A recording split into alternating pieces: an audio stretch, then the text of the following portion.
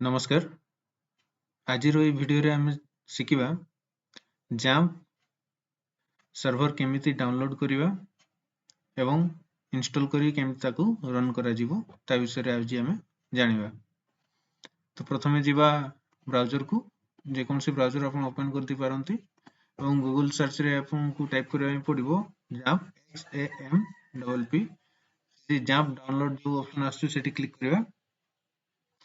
तापर एठी हमरो दीटा लिंक एठी शो करूची आमे द्वितीय जो लिंक अच्छी जैम्प इंस्टॉलर एंड डाउनलोड सेठी आमे क्लिक करबा। एठी क्लिक करबा कारण एठी ऑटोमेटिक लेटेस्ट वर्जन जोटा अछि सेटा शो कर दोउची एवं जदि आमे प्रथम लिंक रे क्लिक करबा तो एठी वैरायटी वर्जन सब देखौची जो आमे चूज करिके निजे को वर्जन हमको दरकार सेटा को डाउनलोड कर दे परबा। तो सेकंड लिंक रे क्लिक कले बेटर हो से ऑटोमेटिकली आपन को जोटा बेटर वर्जन रहउची सेटा को आपन को डिस्प्ले कर दोउची। तो एठी जैम्प फॉर विंडोज ऑपरेटिंग जो माने करथबे से विंडोज पई या को एठी क्लिक करबे जैम्प फॉर विंडोज एठी हमें क्लिक करबा। क्लिक कला परे से डाउनलोडिंग स्टार्ट हे जिवो। एबे एपटे लेफ्ट साइड रे जो टैबटा आछि सेठी से शो करछि कि डाउनलोड हवा आरंभ हवा बोली एबे आरंभ हो जाइए डाउनलोड किछ सेकंड भितरे या कंप्लीट हो जिवो। 150 MB साइज रहउची तारो।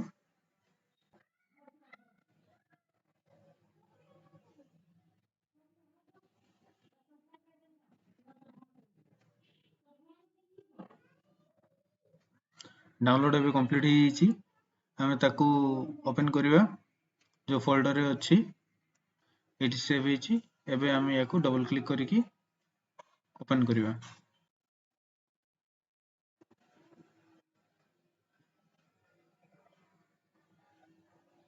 एटी यस रे क्लिक करबा।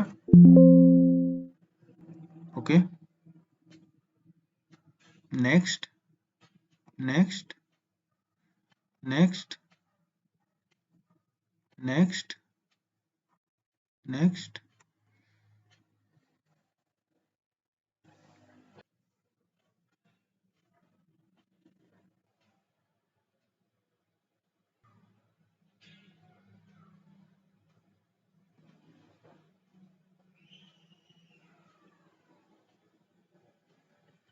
जे अलाउ रे क्लिक करबा।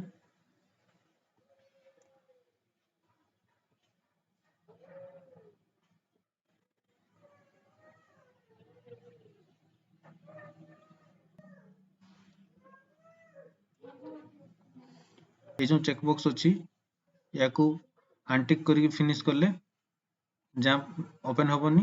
याको टिक करके जदि आमे फिनिश करबा जैम्प स्टार्ट हो जिवो।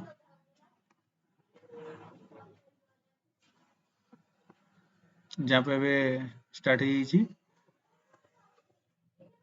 एबे अपाचे और MySQL को स्टार्ट करबा। अपाचे स्टार्ट हला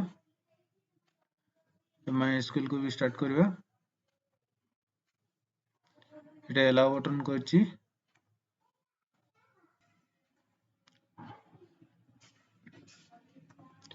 आथर ब्राउजर ओपन करबा। एठी हमें टाइप करबा लोकल होस्ट